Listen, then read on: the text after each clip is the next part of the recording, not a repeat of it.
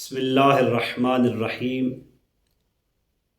آج کی مختصر گفتگو میں ہم سورہ قدر کی فضیلت، اس کے فوائد، اس کے اثرات کو بیان کریں گے۔ حضرت امیر المومنین علی ابن ابی طالب علیہ السلام نے فرمایا کہ انبیاء اور ائمہ کے بعد افضل ترین شخص وہ ہے جو کثرت سے سورہ قدر کی تلاوت کرتا ہے۔ نماز یومیہ میں اس کے اثرات کیا ہیں، اس بارے میں امام جعفر صادق علیہ السلام نے فرمایا کہ جو بندہ اپنی واجب نماز میں سورہ قدر کی تلاوت کرتا ہے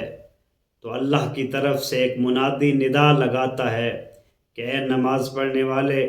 اللہ نے تیرے گزشتہ گناہوں کو معاف کر دیا ہے، بس اب نئے سرے سے اعمال کو شروع کرو۔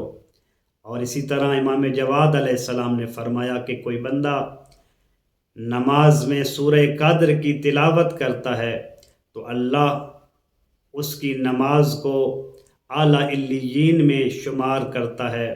اور اس کو 2 نمازوں کا ثواب عطا کرتا ہے۔ اور اگر کوئی بندہ وضو کرنے سے پہلے یا وضو کے دوران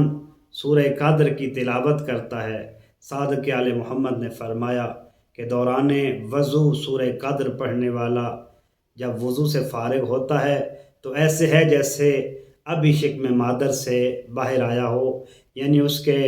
اعمال میں کوئی گناہ باقی نہیں رہتا۔ اور اسی طرح اگر بندہ چاہتا ہے کہ گھر میں حفاظت رہے، گھر میں شیطانی حملے نہ ہوں، تو معصوم علیہ السلام نے فرمایا کہ جو بندہ گھر سے نکلتے ہوئے اور گھر داخل ہوتے ہوئے سورہ قدر کی تلاوت کرتا ہے تو اللہ تعالیٰ اس گھر سے شیطان کو دور کر دیتا ہے۔ اور اگر کوئی بندہ قرضے کی زد میں آ گیا ہو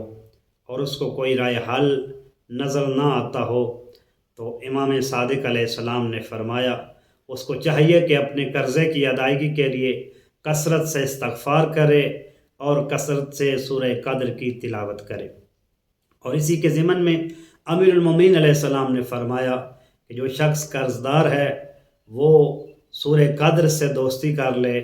اس کو کثرت سے پڑھے، یہ دوستی اس کو قرض سے چھٹکارا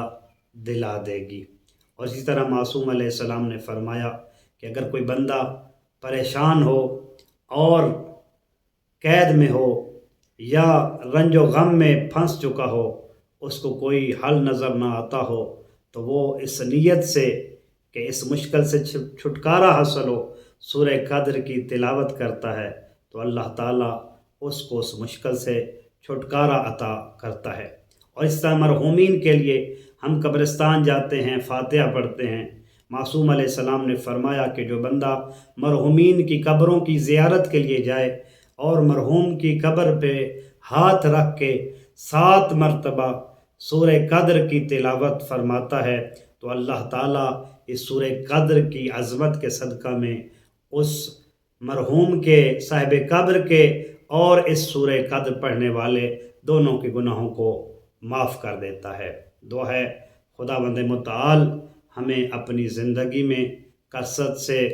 سورہ قدر پڑھنے کی توفیق عطا فرمائے۔ اللہم صلی علی محمد و آل محمد وعجل